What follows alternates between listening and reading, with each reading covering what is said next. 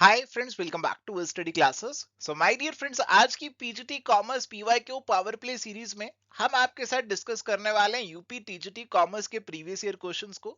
सो प्यारे दोस्तों, आज के सेशन को स्टार्ट करने से पहले एक छोटा सा रिक्वेस्ट है कि प्लीज इस वीडियो को लाइक कर दीजिए, क्योंकि ऐसे सेशंस लाने में बहुत मेहनत लगती है और अगर आपका सपोर्ट बना रहे तो ये मेहनत करने को हम तैयार हैं।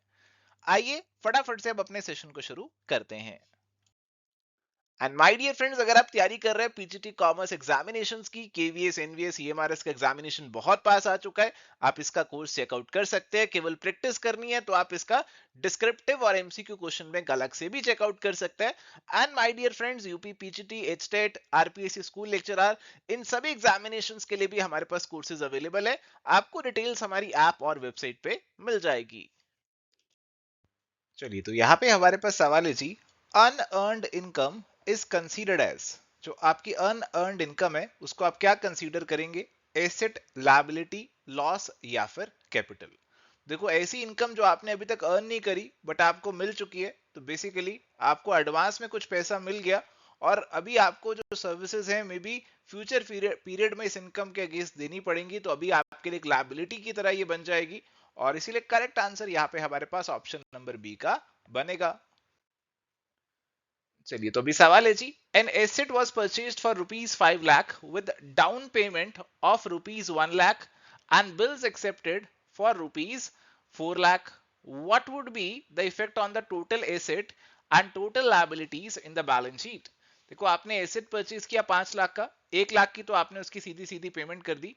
बैलेंस जो 4 लाख बचा, उसका आपने यहाँ पे एक बिल एक्सेप्ट कर लिया, बिल पेबल एक्सेप्ट जो है वो यहाँ पे आपने कर लिया। तो नेट इफेक्ट क्या निकल कर आएगा? देखो, नेट इफेक्ट आपका निकल कर आएगा कि एक तो आपका एसेट बढ़ेगा कितने से, 5 लाख की मशीनरी लिए, 1 लाख की डाउन पेमेंट कर दी, 1 लाख का कैश दे दिया, तो नेट 4 लाख से आपका एसेट बढ़ेगा और आपकी जो लायबिलिटी है वो भी 4 लाख से ही बढ़ेगी। और ये चीज हमें देखने को मिल रही है ऑप्शन नंबर ए के अंदर। So option number A answer यहाँ पे हमारा बनेगा। Name the audit date is generally conducted between two annual audit. देखो, वैसे तो आपका जो ऑडिट है वो साल के अंत में रहता है, एनुअल लेवल पे रहता है, बट कई बार बीच में भी ऑडिट कंडक्ट करवा लिया जाता है। तो ऐसे ऑडिट को, जो कि आप दो एनुअल ऑडिट्स के बीच में कंडक्ट कर रहे हैं, नाम दिया जाता है इंटरिम ऑडिट। और इसीलिए यहां पे हमारा जो करेक्ट आंसर बनेगा that is going to be option number C. Which of the following statements is not correct? इनमें से कौन सी स्टेटमेंट सही नहीं है, करेक्ट नहीं है, वो आपसे पूछा जा रहा है जी। Forfeited shares can be reissued। देखो, जो आपने शेयर्स फोरफीट किए, जब्त कर लिए, आप उनको रीइश्यू कर सकते हैं, बिल्कुल कर सकते हैं। A notice of 14 days to shareholders is necessary before forfeiture of shares। तो शेयर को फोरफीट करने से पहले, जब्त करने से पहले शेयर होल्डर को आप नोटिस देंगे 14 दिन का, तो ये भी बिल्कुल सही है।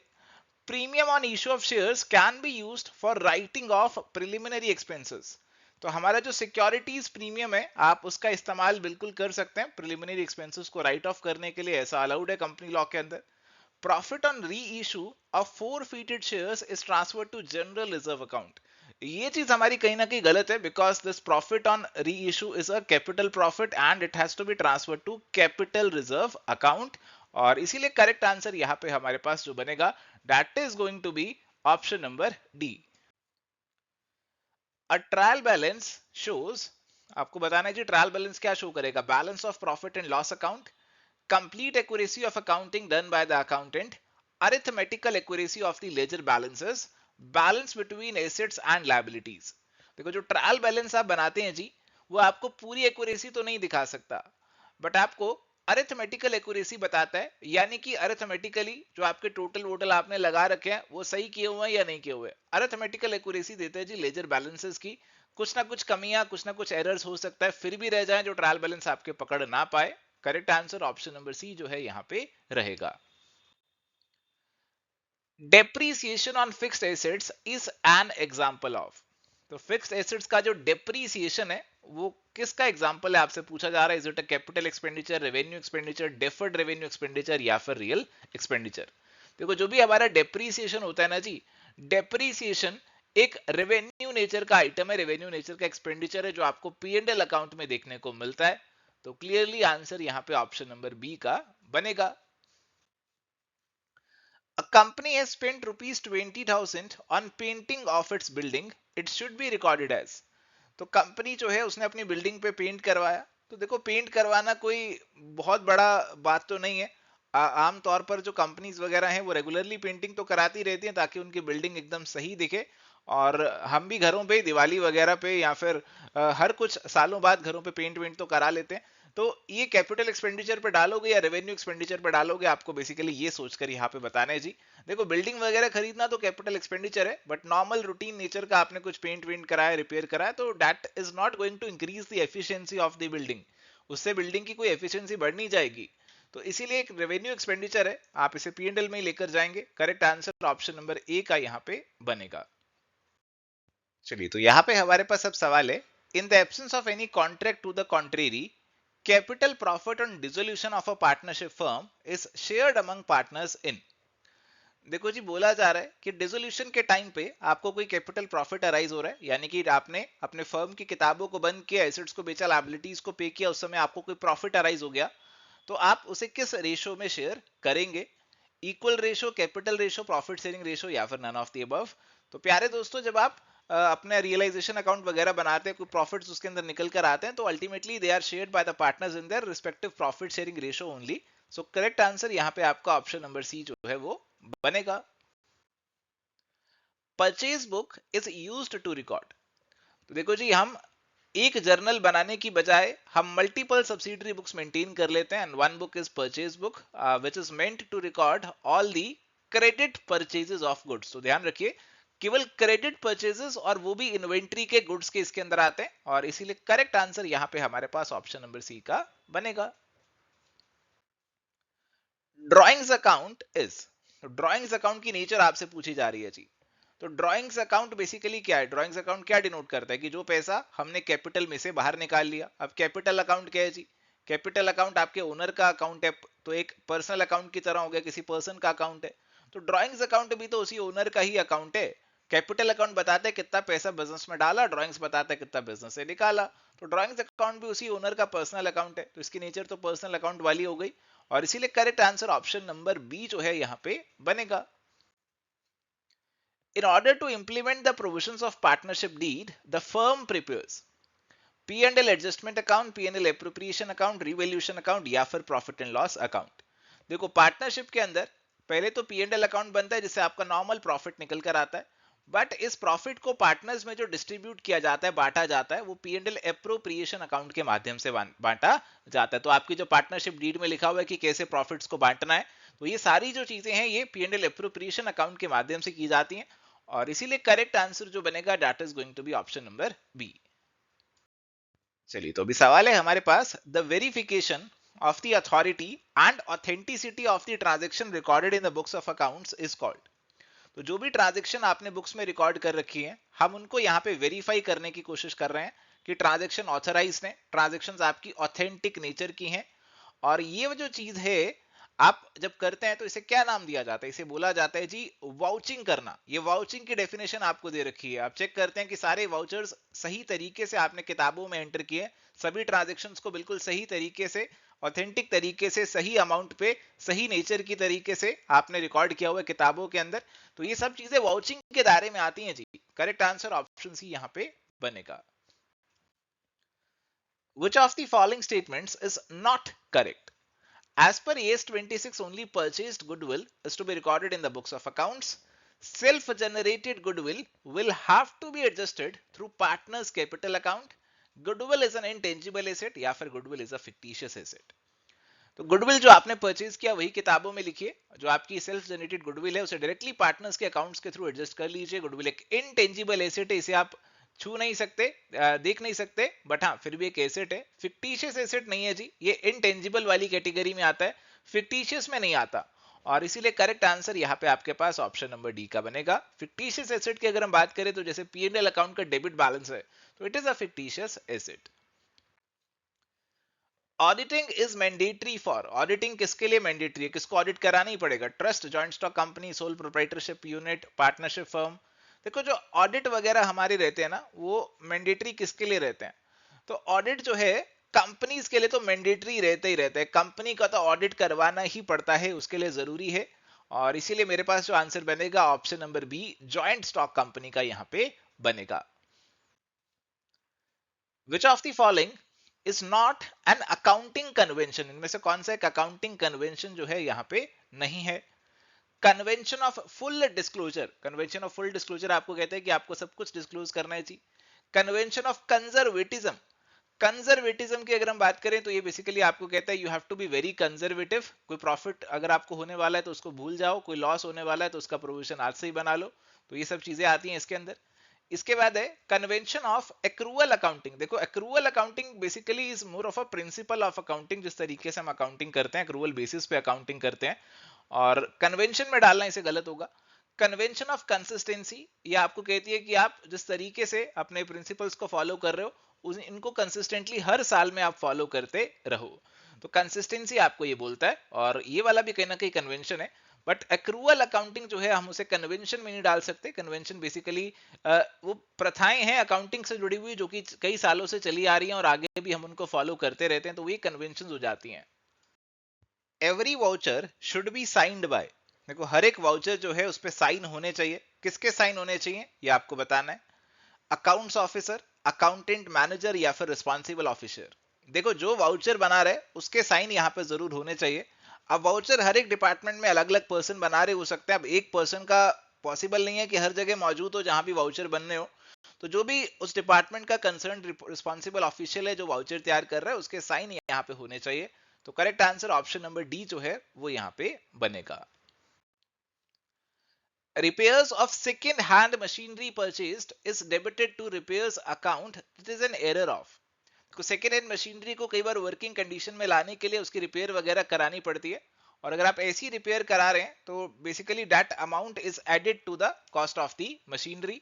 तो इसको यहाँ पे कैपिटल एक्सपेंडिचर की तरह ट्रीट जो है वो किया जाता है, और आपको इसे बैलेंस शीट में लेकर जाना है, कैपिटलाइज करना है। बट अगर आप इसे P&L अकाउंट में लेकर जा रहे हैं, रिपेयर्स अकाउंट में लेकर जा रहे हैं, then this is basically an error of principle that you are committing, और इसीलिए correct answer option number D जो है वो यहाँ पे बनेगा। Amount spent on increasing the capacity of a cinema hall is called, तो आपने खर्चा किया जिससे सिनेमा हॉल की कैपेसिटी बढ़ गई, तो इससे कहीं ना कहीं उसका अर्निंग पोटेंशियल जो है ना वो आपने इंक्रीज कर दिया। और अगर आप ऐसा खर्चा कर रहे हैं जिससे अर्निंग पोटेंशियल इंक्रीज हो रहा है, लॉन्ग रन में आपको फायदा होने वाला है, तो that is clearly a case of capital expenditure. तो आंसर यहाँ पे हमारे पास ऑप्शन नंबर सी का बनेगा। The difference between subscribed capital and called up capital is called, तो प्यारे दोस्तों सब्सक्राइब कैपिटल मतलब इतनी कैपिटल लोगों ने यहाँ पे सब्सक्राइब कर ली है, और जरूरी नहीं है कि सारा पैसा हम एक ही साथ मंगा लें। तो हम जितना पैसा मंगाते हैं लोगों से that is called up capital.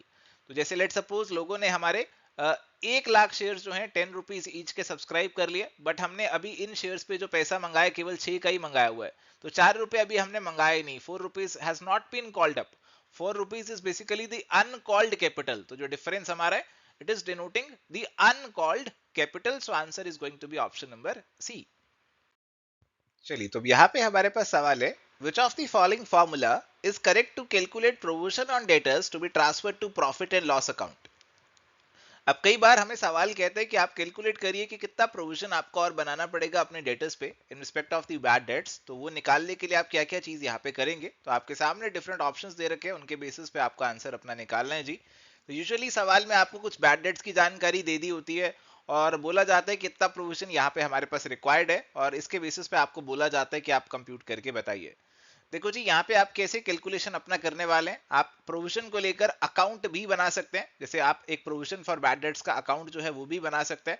इसमें ओपनिंग बैलेंस में आपकी ओल्ड प्रोविजन आ जाएगी, और इस ओल्ड प्रोविजन के अगेंस्ट आपके पास यहाँ पे जो है आप जो बैड डेट्स वगैरह हो रहे हैं उनको यहाँ पे एडजस्ट करेंगे। जो बैड डेट्स आपके हुए, कुछ फर्दर बैड डेट्स की जानकारी भी कई बार आपको सवाल में दे दी जाती है, तो वो भी आ जाएंगे।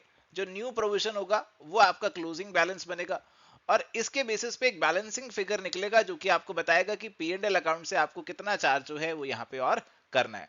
तो ये कैसे आपका निकलेगा, bad debts, further bad debts और न्यू प्रोविजन को आप जोड़ दें और माइनस कर दें आपकी ओल्ड प्रोविजन को, इससे ये आपका बैलेंसिंग फिगर जो है यहाँ पे निकल कर आएगा। और ये चीज हमें देखने को मिल रही है ऑप्शन नंबर सी के अंदर, so that is going to be the correct answer. Which one of the following is not considered a relevant voucher while vouching cash sales. तो आप कैश में जो आपकी सेल्स हुई है उनकी वाउचिंग कर रहे हो, चेकिंग कर रहे हो, तो कौन सा वाउचर रेलिवेंट नहीं होगा? Sales book. देखो सेल्स बुक के अंदर क्या आती है, आपकी क्रेडिट वाली सेल्स आती हैं, तो ये कहां से रेलिवेंट हो जाएगा? कैश मेमो का कॉपी, सेल्समैन का एब्स्ट्रैक्ट, कैशियर की समरी, ये सब चीजें कहीं ना कहीं आप रिलेट कर सकते हो। बट जो आपकी सेल्स बुक है, it is going to record credit sales, तो ये आपका रेलिवेंट वाउचर नहीं होगा, और इसीलिए correct answer option number A का यहां पे बनेगा। चलिए, तो सवाल है यहां पर, the basic accounting equation is based on. देखो जो हमारा बेसिक अकाउंटिंग इक्वेशन है, that is assets is equal to liabilities plus capital.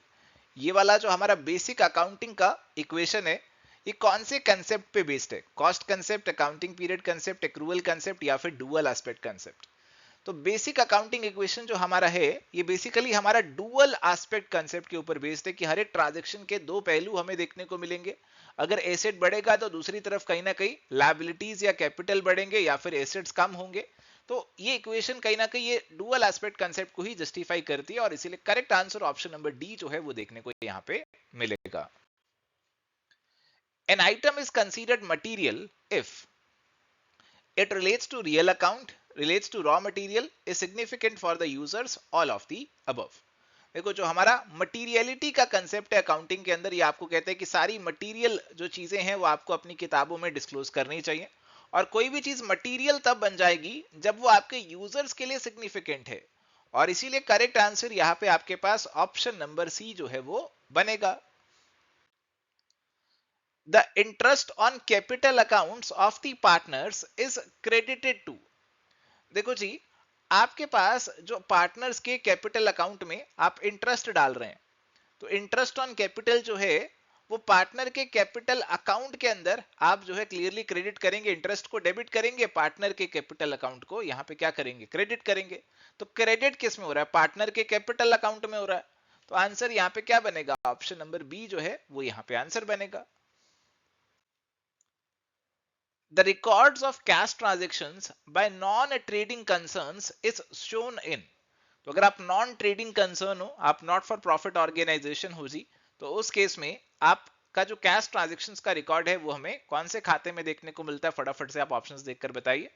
अगर आप कह रहे हैं कि रिसीट एंड पेमेंट अकाउंट में देखने को मिलता है, तो आप बिल्कुल सही सोच रहे हैं, बिल्कुल सही कह रहे हैं जी।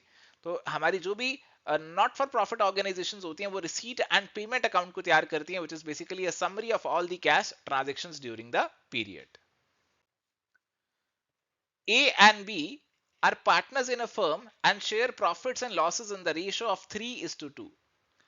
C joins the firm as a new partner and contributes rupees 6,000 as premium for goodwill in cash. Here, the premium of goodwill shall be shared by A and B on the basis of new profit sharing ratio, that is 5:3:2. तो new ratio भी आपको यहाँ पे दे दिए जी। अब आपको बताना है जी ये किस रेशो में शेयर करने वाले हैं, तो बेसिकली इनका आपको निकालना पड़ेगा सेक्रीफाइसिंग रेशो, उसमें शेयर करेंगे।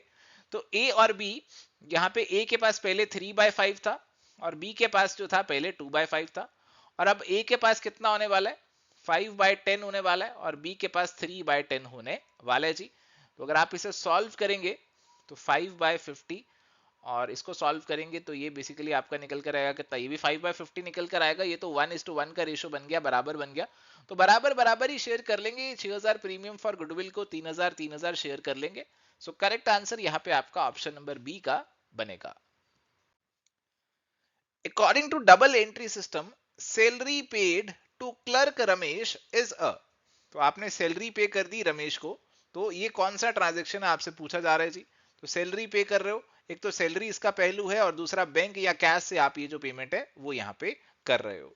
तो ये कौन सी ट्रांजेक्शन होगी आपको बताना है जी। Real transaction, personal transaction, nominal transaction, या फिर रियल एंड पर्सनल ट्रांजेक्शन। देखो जो आप सैलरी पे कर रहे हैं, सैलरी बेसिकली आपका एक एक्सपेंस होता है, तो ये नॉमिनल ट्रांजेक्शन जो है उसके कैटेगरी में, उसके दायरे में आ जाएगा।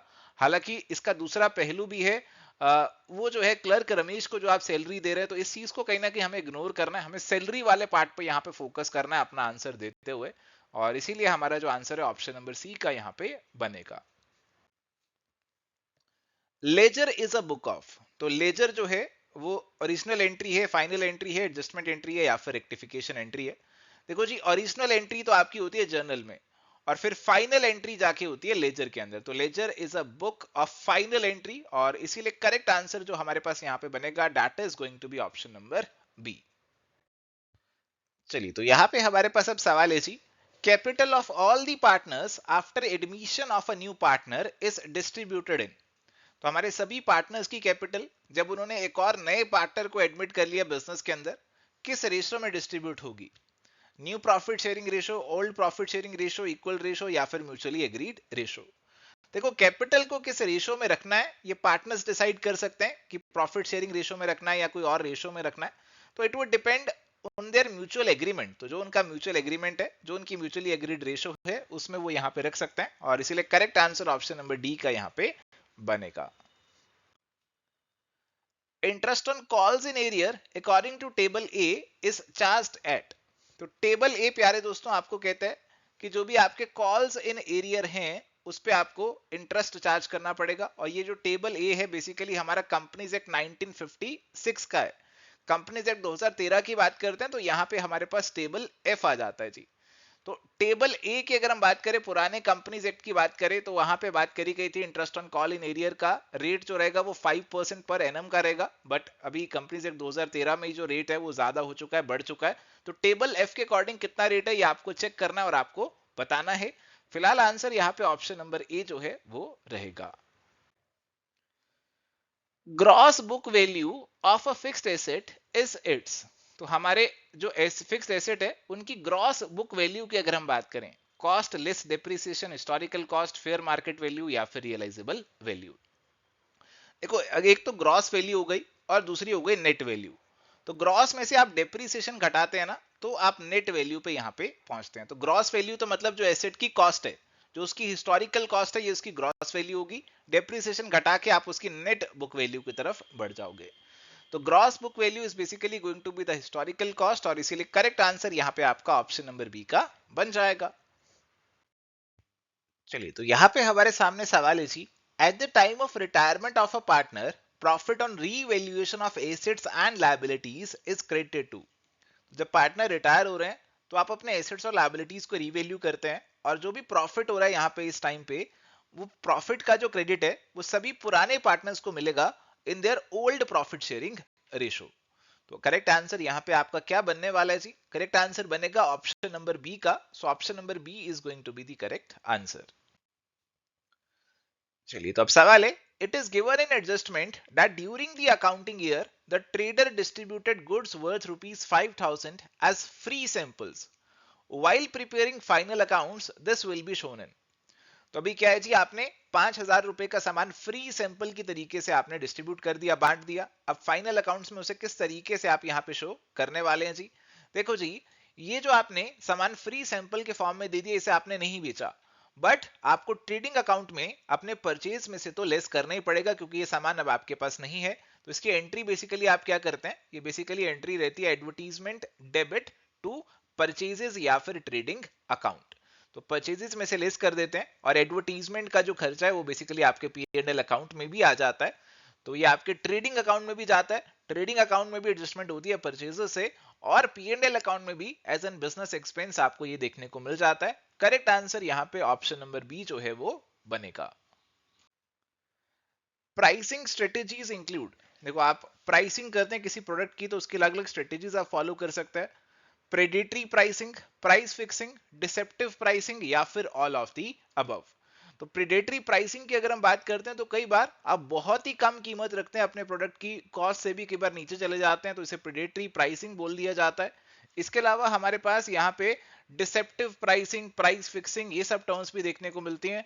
कई बार आप इस तरीके से देखेंगे कि किसी सामान का जो दाम है वो बढ़ा के लिखा जाता है और उस पर डिस्काउंट दे दिया जाता है। तो अलग अलग तरीके से आपकी जो प्राइसिंग है वो प्रोडक्ट्स की कर दी जाती है। तो ये सब स्ट्रेटेजीज हमें देखने को मिल जाती है, और इसीलिए करेक्ट आंसर जो है यहाँ पे option number D all of the above का बनेगा। चलिए, तो यहाँ पे सवाल है, विच of the following function is not performed by reserve Bank of India. तो हमारा जो रिजर्व बैंक ऑफ इंडिया है, आरबीआई है, इनमें से कौन सा फंक्शन परफॉर्म नहीं करता? करेंसी नोट्स को इशू करना, ये तो बिल्कुल करता है। क्रेडिट को कंट्रोल करना, तो क्रेडिट को लेकर आरबीआई अपनी पॉलिसीज बना सकता है। कुछ टूल्स हैं जिससे क्रेडिट को कंट्रोल करता है, qualitative, quantitative. To accept deposits on interest from public. देखो लोगों से पैसा डिपॉजिट्स का काम कमर्शियल बैंक्स का है, ना कि आरबीआई का, तो ये तो परफॉर्म नहीं करता RBI. Foreign exchange management and control भी करता है। तो क्लियरली हमारे पास जो आंसर बनेगा वो ऑप्शन नंबर सी जो है वो यहाँ पे बनेगा। In which type of organization the rules, duties and responsibilities are given in writing?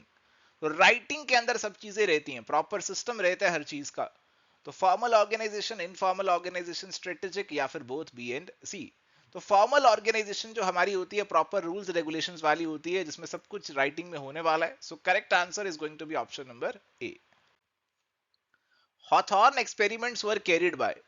तो देखो जी, हॉथॉर्न एक्सपेरिमेंट्स की अगर हम बात करते हैं तो these were the experiments which were conducted at western electrics Hawthorne plant during the 1920s। और इन एक्सपेरिमेंट्स को कंडक्ट किसने कराया था? एल्टन मायो ने कंडक्ट कराया था और उनके एसोसिएट्स ने कराया था जी। तो करेक्ट आंसर यहाँ पे जो बनेगा that is clearly going to be option number A. A motivation based on force or fear is called extrinsic motivation, intrinsic motivation, negative motivation, या फिर पॉजिटिव मोटिवेशन। देखो मोटिवेशन आपका पॉजिटिव भी हो सकता है, नेगेटिव भी हो सकता है। तो अगर आप लोगों को इंसेंटिव वगैरह के माध्यम से मोटिवेट करने की कोशिश कर रहे हैं जी, तो that is a positive motivation.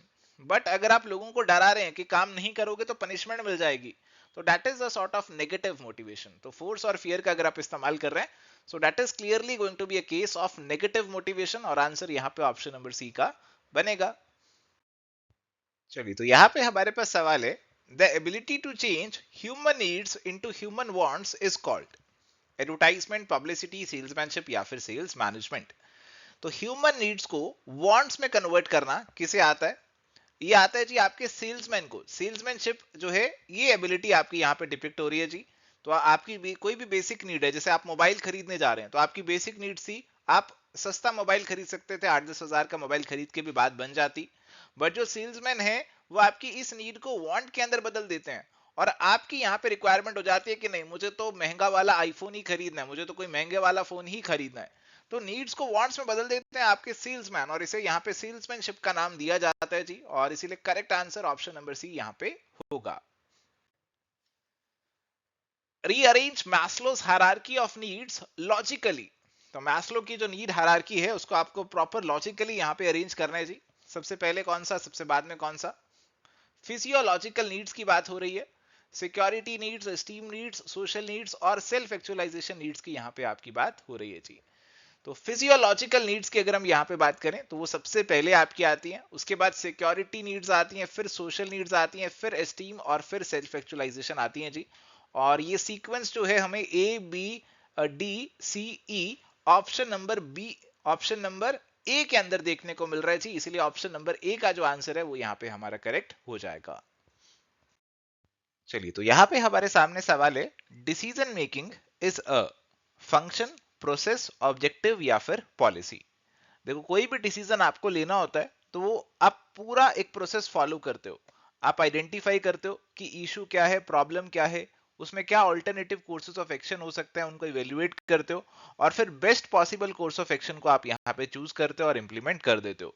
तो डिसीजन मेकिंग हमारे पास एक प्रोसेस है, और इसीलिए करेक्ट आंसर यहाँ पे ऑप्शन नंबर बी का बनेगा।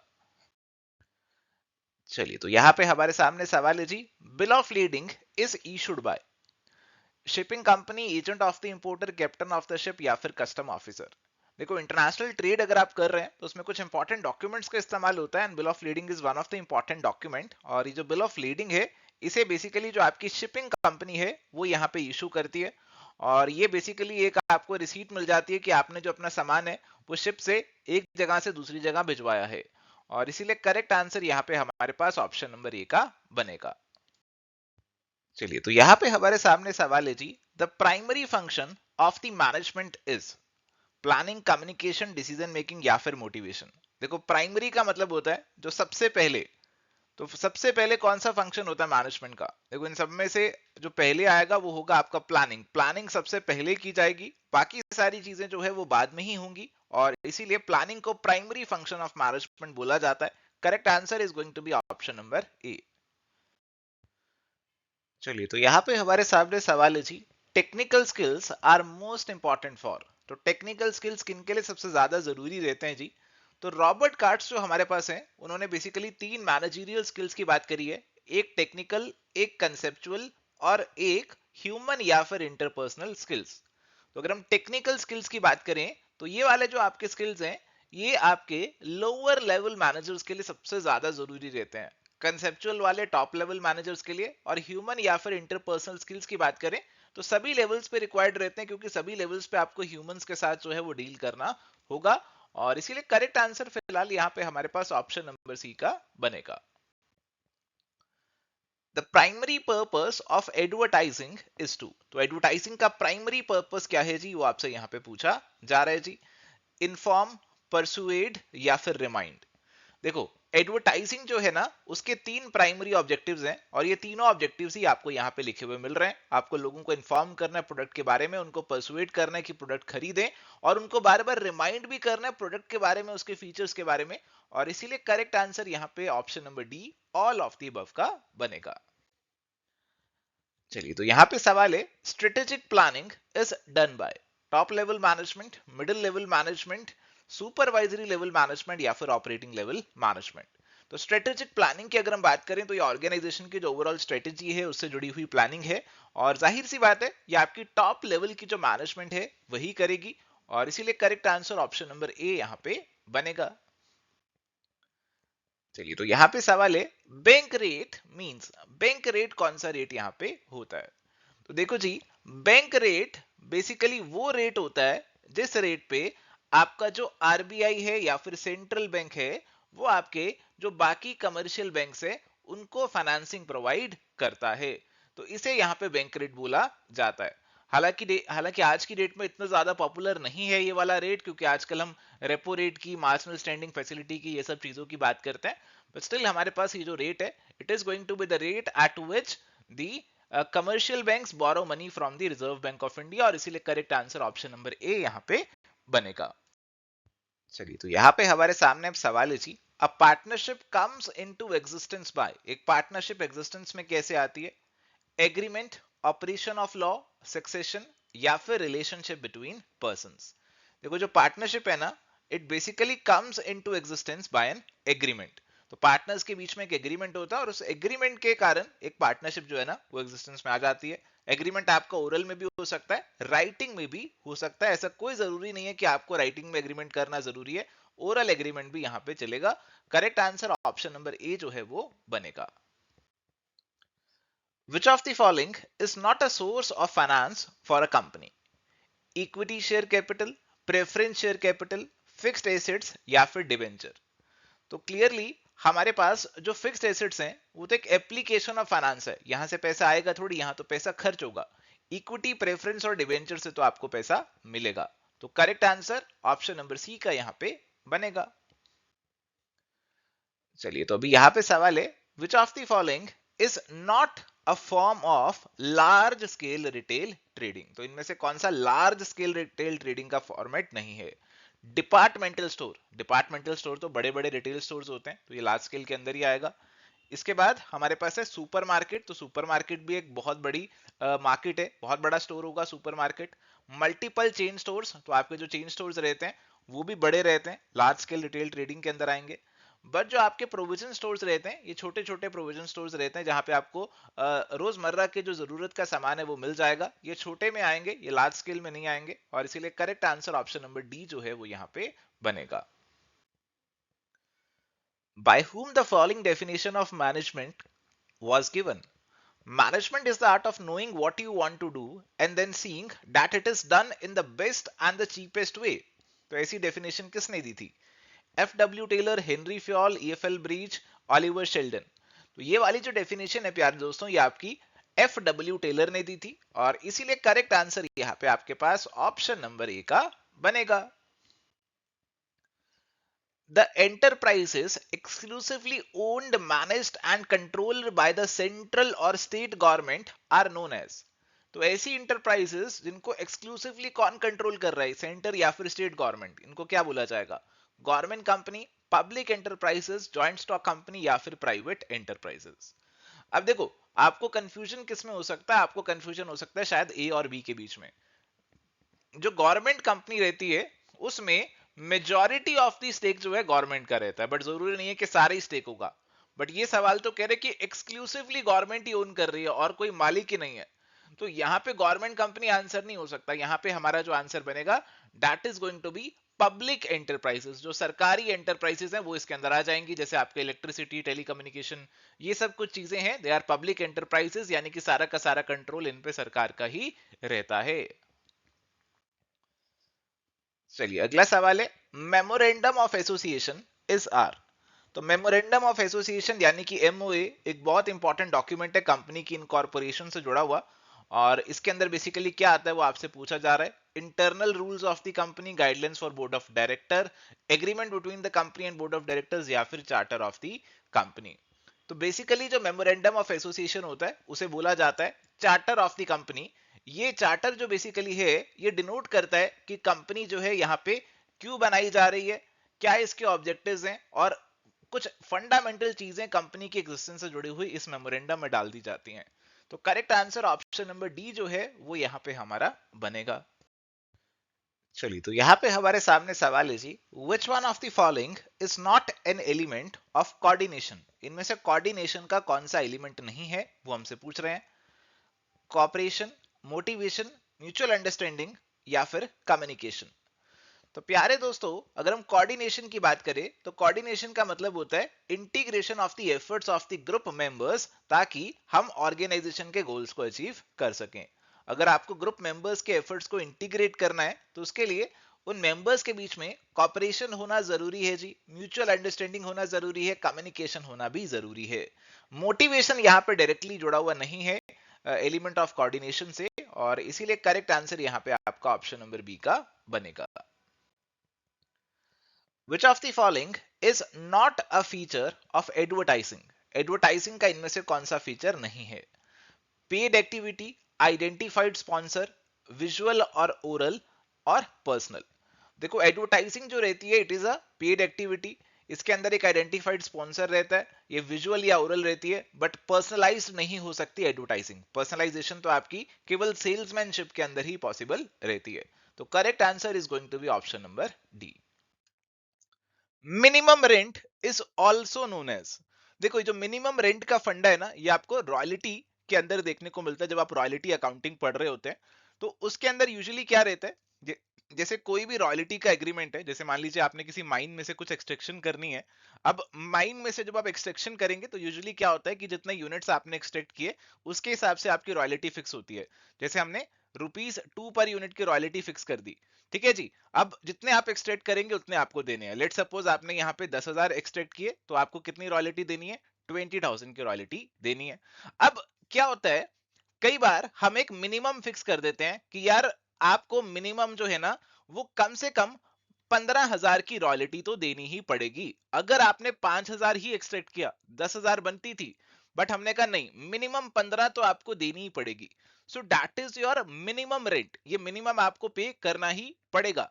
इसे डेड रेंट भी बोला जाता है, फिक्स्ड रेंट भी बोला जाता है, फ्लैट रेंट भी बोला जाता है। सो correct answer is going to be option number D, all of the above. In the books of Lacey, the unrecouped amount of short workings is transferred to। तो ये वाला जो सवाल है ये रॉयल्टी अकाउंटिंग से जुड़ा हुआ है, और यहाँ पे आपके पास एक कंसेप्ट आता है जी मिनिमम रेंट का। मिनिमम रेंट का मतलब है कि कितना मिनिमम रॉयल्टी आपको पे करना ही पड़ेगा, चाहे आप उतना प्रोडक्शन करें या ना करें। लेट्स सपोज यहाँ पे हमारे पास ये जो मिनिमम रेंट फिक्स किया हुआ है वो 50,000 का है, वो किया हुआ है, और हमारे पास पर यूनिट का जो रेट दिया हुआ है कि जितना आप माइन में से एक्सट्रैक्शन करोगे आपको ₹5 पर यूनिट की रॉयल्टी पे करनी पड़ेगी। In any year let suppose आपने 5,000 यूनिट ही एक्सट्रैक्ट करे, आपका बनता कितना था? 25,000 बनता था, बट आपको ये मिनिमम रेंट 50,000 का पे करना ही पड़ेगा। तो 50,000 आपने यहाँ पे मिनिमम पे कर दिया। ये जो 50,000 आपने एक्स्ट्रा पे किया, ज्यादा पे कर दिया, कितना एक्स्ट्रा पे कर दिया? 25,000 एक्स्ट्रा पे कर दिया आपने, ये 25,000 जो आपने एक्स्ट्रा पे किया, this is refer to as short working, ये आपकी शॉर्ट वर्किंग है। अब ये शॉर्ट वर्किंग के लिए ना आपको टाइम दिया जाता है कि अगले सालों में आप एडजस्ट कर सकते हैं। जैसे लेट सपोज प्यारे दोस्तों, अगले साल में आपने यहाँ पे 20,000 जो यूनिट्स हैं वो प्रोड्यूस कर लिए, एक्सट्रैक्ट कर लिए, तो आपकी रॉयल्टी कितनी बनती थी, 1 लाख की बनती थी। आप कहेंगे ये जो 25,000 की मेरी शॉर्ट वर्किंग है ना, ये मैं इसमें से एडजस्ट कर लेता हूं और 75,000 ही आप बैलेंस जो है ना वो रॉयल्टी की पेमेंट जो है वो कर देंगे। अब लेट सपोज यहाँ पे आपका एक टाइम फिक्स किया गया था कि जो 25,000 आप एडजस्ट कर सकते हैं ना, ये आने वाले 5 सालों में कर सकते हैं या 2 सालों में कर सकते हैं। अब अभी क्या हो रहा है कि अगले 2 सालों में या अगले 5 सालों में आप जो है ज्यादा प्रोड्यूस कर ही नहीं पाए, ये 25,000 को एडजस्ट कर ही नहीं पाए। तो अगर आप इसे एडजस्ट कर ही नहीं पाए, अब इसे एडजस्ट करने का टाइम भी निकल गया, तो that becomes unrecouped amount of short workings. अब तो आप इसका कुछ नहीं कर सकते हैं, आपको इसे P&L अकाउंट में अपना खर्चा ही बुक करना पड़ेगा। जब तक आप इसे एडजस्ट कर सकते थे तब तक आप इसे अपना एसेट बना लेंगे। जब एडजस्ट करने का टाइम खत्म हो गया, ये अनरिकूप्ड अमाउंट अभी भी पड़ा हुआ है, तो आप इसे अपना P&L में खर्चा डाल देंगे। Correct answer would be option number D. Under which type of agreement royalty is paid on the basis of sale? Mining, patent, copyright या फिर लाइसेंसिंग? अब सेल के बेसिस पर रॉयल्टी कहां पे होती है? ये आपकी नॉर्मली कॉपीराइट के केस में पे होती है। जैसे अगर हम किसी बुक्स की बात करें, तो बुक्स की जितनी सेल होगी उस हिसाब से रॉयल्टी की पेमेंट होगी। देखो बुक का जो ऑथर है उसके उसके पास कॉपीराइट होगा बुक का। अब जितनी सेल बुक की होगी उसके हिसाब से आपका जो पब्लिशर है वो ऑथर को रॉयल्टी पे कर देगा। तो कॉपीराइट के केसेस में सेल के बेसिस पे रॉयल्टी की पेमेंट करी जाती है जी। So correct answer would be option number C. The central value of a serially arranged series is known as। अब आपने एक सीरीज को सीरियली अरेंज कर लिया, यानी कि आपने उसे एक ऑर्डर में अरेंज कर लिया, इंक्रीजिंग डिक्रीजिंग ऑर्डर में अरेंज कर लिया। अब उसकी सेंट्रल वैल्यू को आप क्या बोलेंगे, उसकी मिडिल वैल्यू क्या होगी? अरिथमेटिक मीन, मोड, मीडियन या फिर quartile? So clearly the correct answer is median. Median is the middle value. आपकी कोई भी सीरीज है जिसको आपने अरेंज कर लिया है, उसका middle value is going to be the median. So correct answer is option number C. Under hire purchase system, the interest for each period is computed on। तो हायर परचेज के अंदर जो आप इंटरेस्ट का कंपटीशन करते हैं वो किस पे कंप्यूटेशन करते हैं, वो आपसे पूछा जा रहा है जी। Cash price remaining unpaid, instalment price remaining unpaid, amount that has been agreed under the hire purchase agreement, cash price minus the amount of hire purchase instalment paid. So my dear friends, यहाँ पे hire purchase के अंदर आपका instalment जाता है। अब ये जो इंस्टॉलमेंट होता है ना, इसके अंदर दो कंपोनेंट होते हैं। एक होता है आपका कैश प्राइस और दूसरा कंपोनेंट होता है आपका इंटरेस्ट का। जो आपका कैश प्राइस है जो आपने अभी तक पे नहीं किया, उसके ऊपर आपको इंटरेस्ट भी साथ साथ पे करना होता है अपनी इंस्टॉलमेंट के अंदर। तो प्यारे दोस्तों, आपका जो इंटरेस्ट कंप्यूट हो रहा है that is going to be computed on the cash price which is still unpaid. So correct answer is going to be option number A. India's rank in world population यहां पे आपसे पूछा जा रहा है, first, second, third, fifth. So correct answer would be option number B, second. The law of demand states that if other things remain same, options आपके पास हैं। There is always a direct relation between price and demand, inverse relation between price and demand, direct relation between desire and demand, no relation between price and demand. तो law of demand आपको कहता है कि अगर बाकी सब चीजों का आप सेम रखेंगे तो आपका प्राइस और डिमांड में इनवर्स रिलेशन होगा। प्राइस बढ़ेगा तो डिमांड घटेगी, प्राइस यहां पे घटेगा तो डिमांड बढ़ेगी। So correct answer would be option number B. Which of the following is not a feature of hire purchase system? Options हमारे पास हैं। Price is paid in instalments, possession is given immediately, on default the seller has a right to repossess the goods, ownership is transferred immediately. तो hire purchase system के अंदर एक आपका higher vendor होता है और दूसरा आपका परचेजर होता है। अब वेंडर यहाँ पे एसेट दे देता है हायर पे यहाँ पे, और इस एसेट के बदले इसको रेगुलर इंस्टॉलमेंट्स की पेमेंट यहाँ पे होती रहती है। अगर कोई डिफॉल्ट हुआ तो उस केस में एसेट को रिपोजेस भी किया जा सकता है, और जो ओनरशिप ट्रांसफर होती है वो लास्ट इंस्टॉलमेंट पे होने के बाद ही होती है। तो ऑप्शन नंबर डी हमें कह रहा है ओनरशिप इज ट्रांसफर्ड इमीडिएटली, जो कि गलत हो जाएगा। So correct answer is going to be option number D. तो यहाँ पे हमारे पास सवाल है, under the hire purchase system relationship between the buyer and the seller is. तो हायर परचेज सिस्टम के अंदर आपके पास एक तो हायर वेंडर होगा, एक हायर परचेजर होगा। और आप ये ऑलरेडी जानते हैं कि जो ओनरशिप ट्रांसफर होती है वो लास्ट इंस्टॉलमेंट की पेमेंट पे ही होती है। तो टिल द लास्ट इंस्टॉलमेंट आपकी ओनरशिप जो है वो ट्रांसफर नहीं हुई है, केवल पोजेशन ट्रांसफर हुआ है। तो ओनर कोई और है एसेट का, उसने वो एसेट दूसरे पर्सन को दे दिया, पोजीशन किसी और पर्सन की है। तो क्लियरली यहाँ पे एक बेलमेंट का केस बन जाता है। सो correct answer should be option number C, bailor and bailee. Which one is not the method of collecting primary data? Primary data वो है जो आप स्क्रैच से खुद से कलेक्ट कर रहे होते हैं। Economic survey publication, direct personal investigation, indirect oral investigation, schedules to be filled in by enumerators. So my dear friends, B, C और D के अंदर आप खुद से अपना डाटा कलेक्ट कर रहे हैं, चाहे डायरेक्टली, चाहे इनडायरेक्टली, चाहे शेड्यूल्स के माध्यम से, बट आप स्क्रैच से फ्रेश डाटा इकट्ठा कर रहे हैं। बट इकोनॉमिक सर्वे के अंदर अगर ऑलरेडी पब्लिश्ड डाटा का आप इस्तेमाल कर रहे हैं तो it is not a primary data, it becomes a secondary data. So correct answer would be option number ए। प्यारे दोस्तों, यहाँ पे हमें एक टेबल बना हुआ है जी, क्लास इंटरवल्स और फ्रीक्वेंसीज दे रखे हैं। और हमें नीचे बोला गया if the mode of the distribution is 48.6 then the missing frequency will be. तो एक फ्रीक्वेंसी यहाँ पे मिसिंग है, मोड हमें बता रखा है कि 48.6 है। तो अब मिसिंग फ्रीक्वेंसी आप कैसे निकालेंगे वो यहाँ पे देखते हैं। अब देखो जी, मॉडल क्लास आपका यहाँ पे कौन सा होगा जहां पे आपकी फ्रीक्वेंसी सबसे ज्यादा आ रही है। सो ये बेसिकली आपका मॉडल क्लास होने वाला है, क्योंकि यहाँ पे फ्रीक्वेंसी आपकी 44 की दी गई है। अब मोड का फॉर्मूला अगर हम अप्लाई करें तो ये फॉर्मूला आपका क्या रहता है, एल। एल हमारे पास क्या है, 40 प्लस F1 माइनस F0।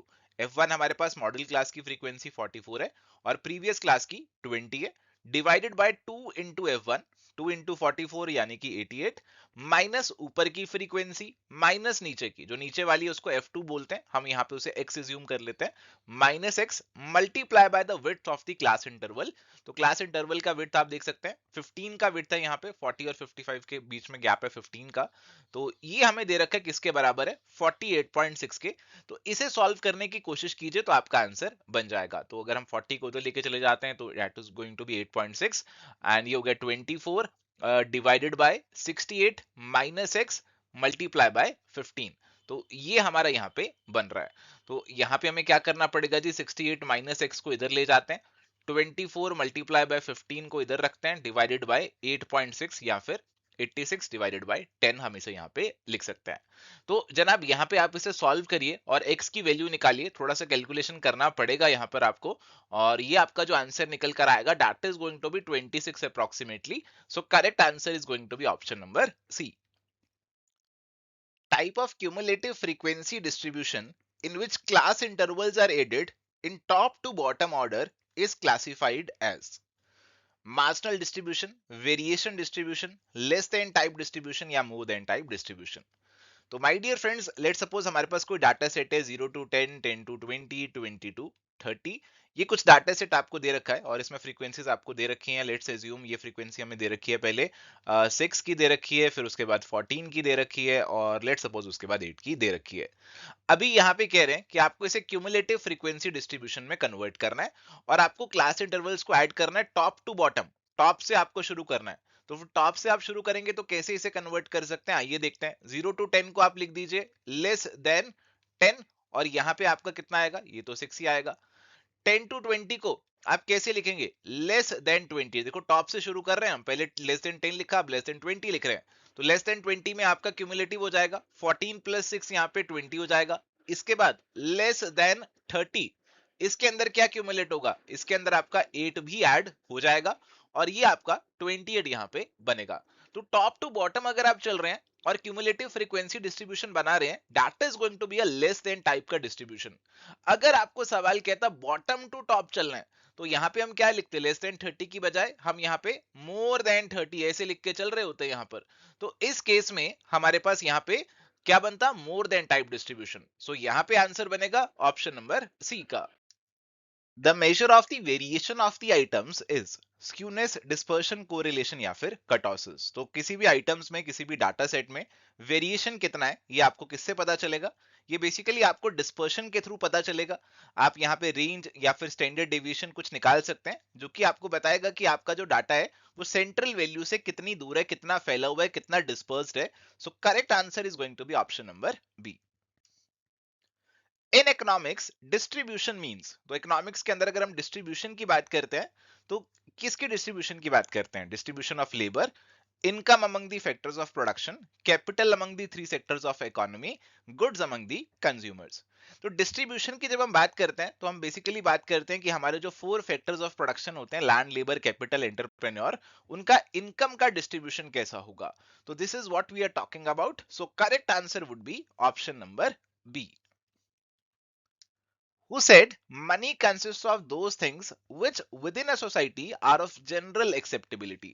तो किसी भी सोसाइटी के अंदर जिन चीजों को आप जनरली एक्सेप्ट कर लेते हैं, आप उसको मनी बोल सकते हैं। मनी के अंदर ये सारी चीजें आएंगी। ये डेफिनेशन आपको किसने दी थी? तो मनी की डिफरेंट डेफिनेशंस हैं और ये टॉपिक बहुत इंपॉर्टेंट रहता है एग्जामिनेशन पॉइंट ऑफ व्यू से। तो आप जितनी डेफिनेशंस यहाँ पे लर्न कर सकते हैं अलग अलग पर्सपेक्टिव वाली, वो आपको कर लेनी चाहिए, या फिर कीवर्ड्स और ऑथर्स के नाम लर्न कर लीजिए क्योंकि बहुत काम आएंगे एग्जामिनेशन में। फिलहाल जो ये वाली डेफिनेशन आपको दी है ये एली ने दी है। सो correct answer is going to be option number D. The most commonly used measure of dispersion is, तो commonly used measure of dispersion आपसे पूछ रहे हैं। ऑप्शंस है range, standard deviation, coefficient of variation, quartile deviation. तो सबसे popular या सबसे commonly used measure of dispersion हमारे पास होता है standard deviation. So correct answer is going to be option number B. सबसे ज्यादा कॉमनली आप इसी मेजर का इस्तेमाल करते हैं। If the demand of a commodity is inelastic, an increase in its price will cause the total expenditure of the consumers of the goods too।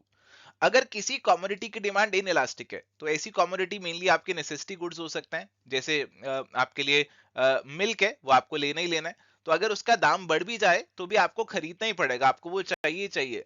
तो इस वजह से आपका टोटल एक्सपेंडिचर जो मिल्क के ऊपर होगा वो क्या होगा? वो जाहिर सी बात है इंक्रीज हो जाएगा, बढ़ जाएगा। तो इन इलास्टिक कमोडिटी है तो दाम बढ़ भी जाए आपको खरीदना ही पड़ेगा, खर्चा करना ही पड़ेगा। तो total expenditure is going to increase. So correct answer is going to be option number A. In a company internal auditor is appointed by, तो इंटरनल ऑडिटर को कौन अपॉइंट करता है जी कंपनी में? ये आपको बताना है जी। इंटरनल ऑडिटर कंपनी के इंटरनल ही पर्सन होते हैं, इंटरनल एम्प्लॉय की तरह ही होते हैं। Share holder, creditor, board of director या फिर गवर्नमेंट। तो ये कंपनी के इंटरनल एम्प्लॉय हैं, इनको कंपनी के बोर्ड ऑफ डायरेक्टर ही अपॉइंट कर लेते हैं। So correct answer is going to be option number C. Under perfect competition a firm may earn super normal profit, short run, long run, never, always. देखो perfect competition के अंदर आपको super normal profits हो सकते हैं, बिल्कुल हो सकते हैं, बट ये शॉर्ट रन में ही होंगे क्योंकि लॉन्ग रन में क्या होगा? Freedom of entry and exit है। आपके और फर्म्स एंटर कर जाएंगे मार्केट में अगर उन्हें लग रहा है इसमें सुपर नॉर्मल प्रॉफिट है, और इवेंचुअली हर एक फर्म को नॉर्मल प्रॉफिट्स ही मिलेंगे। सो शॉर्ट रन के अंदर ये चीज पॉसिबल है। Correct answer is going to be option number A. Auditing begins where dash ends, auditing वहां से शुरू होती है जहां पे क्या खत्म होता है बताइए? सेलिंग, प्रोडक्शन, अकाउंटिंग या फिर ईयर। तो जनाब यहाँ पे आपका जो करेक्ट आंसर बनेगा, वेरी लॉजिकली आप डिड्यूस कर सकते हैं, अकाउंटिंग का बनेगा। क्योंकि अकाउंटिंग जब आपकी खत्म होती है, जब आपकी फाइनेंशियल स्टेटमेंट्स बन जाती है, तो फिर आप उनका ऑडिट का काम शुरू करते हैं, उनकी चेकिंग, उनकी एग्जामिनेशन शुरू करते हैं। So correct answer is going to be option number सी।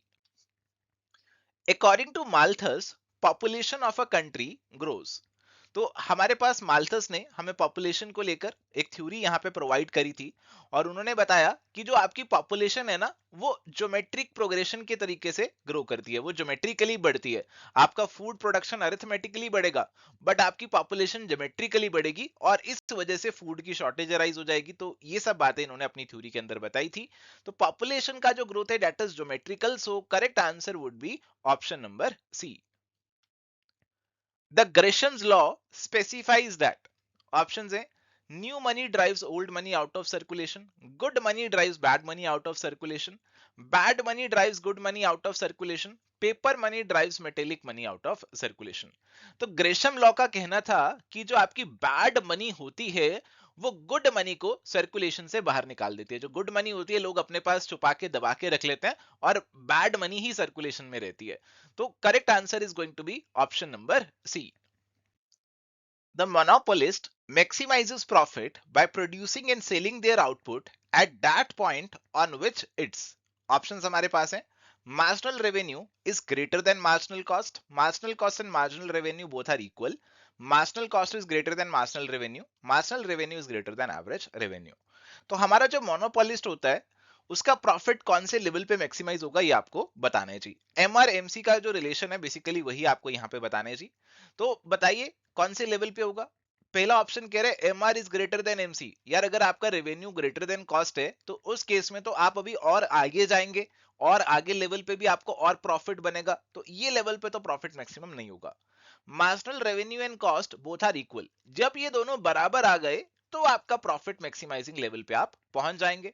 क्योंकि इससे आगे अगर आप जाएंगे तो आपकी कॉस्ट ज्यादा होगी और रेवेन्यू कम होगा, फिर आपके प्रॉफिट्स कम होने शुरू हो जाएंगे. तो जहां MR is equal to MC है, that is going to be your profit maximising level. So correct answer would be option number B. If variance is 144 then the standard deviation will be. बहुत ही आसान सवाल है जी. तो variance basically square of the standard deviation होता है. तो अगर आपको वेरिएंस गिवन है, स्टैंडर्ड डेविएशन निकालना है, तो इसका स्क्वायर रूट कर लो. 144 का स्क्वायर रूट हम सभी जानते हैं 12 होता है. सो correct answer would be option number B.